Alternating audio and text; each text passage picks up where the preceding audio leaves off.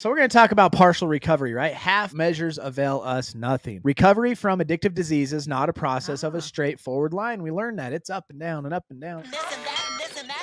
Progress, not perfection, and we can't compare ourselves to other people's recovery because we all recover differently. Also really true. And it's not a straight line of just easy peasy, here we go. What's that? Easy peasy chicken sneezy? Everyone in this room is now dumber. So we learn, we apply, and integrate into our daily lives. That's recovery. We learn and apply, learn and apply. Then we become comfortable, and then we coast a while before the need for new knowledge develops. So it's learn, apply, coast. Damn, it feels good to be a gangster.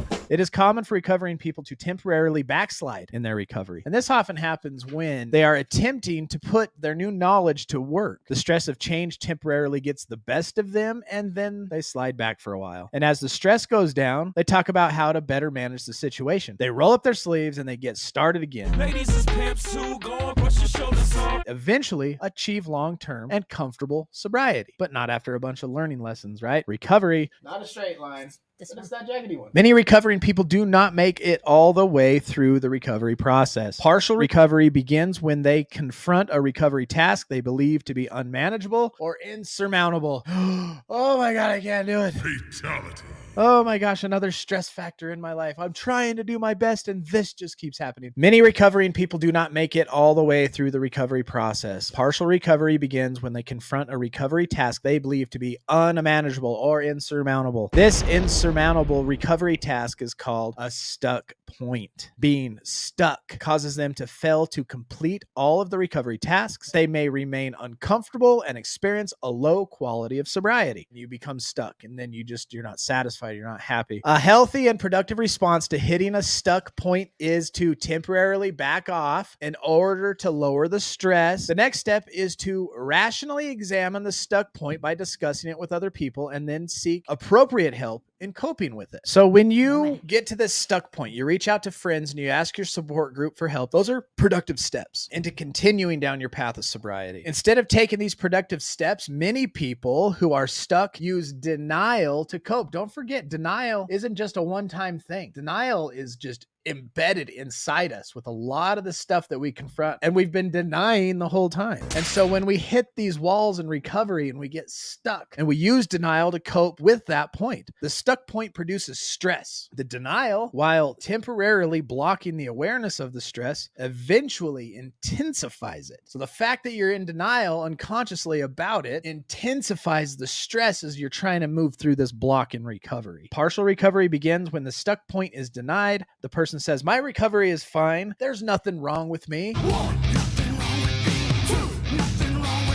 People develop difficulty in thinking clearly, managing feelings and emotions, remembering things. And now as this stress increases, post-acute withdrawal, recognizing and managing stress, all part of post-acute withdrawal. They may also have difficulty sleeping restfully, or they may become accident prone. Many recovering people do not consciously recognize post-acute withdrawal symptoms. As a result, they cannot manage the post-acute withdrawal symptom. Instead, they attempt to cope with what? More of that D word. Denial. The denial raises the stress. The stress makes the post-acute withdrawal worse. The post-acute withdrawal creates more problems. And these problems create additional stress that further aggravate the This is a cycle. The head bone's connected to the shoulder bone. The denial bone's connected to the stress bone. That's true.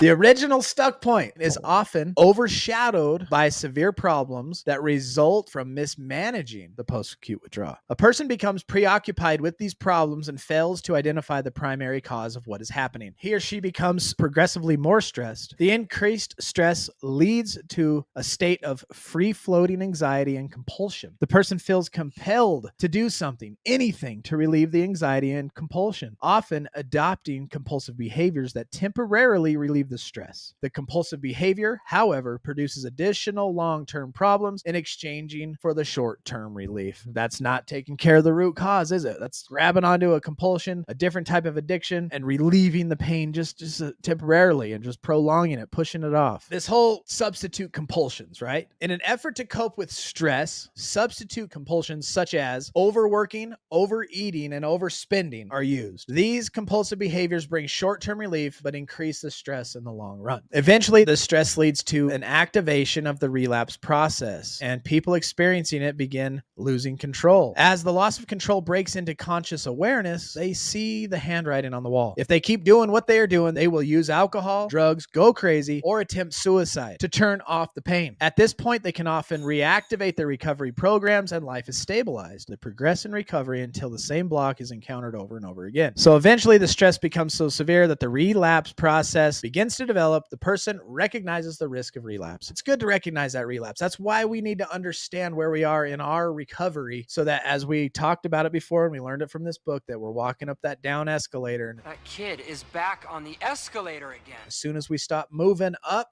the escalator starts taking us down, and that's where relapse starts, right? That's where our roadblocks and our stuck happens. Like the back of a Volkswagen? Once we recognize that, and we can continue to press and move forward through reaching out to our sponsors and understanding things through talking to groups and reading and educating and listening to things like this, we can continue forward. Because once we get to the bottom of that escalator, we usually end up drinking or using drugs, and then we start the whole stinking process over again. That kid is back on the escalator again. You know, it's a lot easier to stay sober than it is to get sober. And that is part 1 of staying sober, partial recovery. Part 2 of that will be next Sunday night. So until next Sunday, put yourself in a high risk situation, stay strong, work your program, and remember, We recover better together.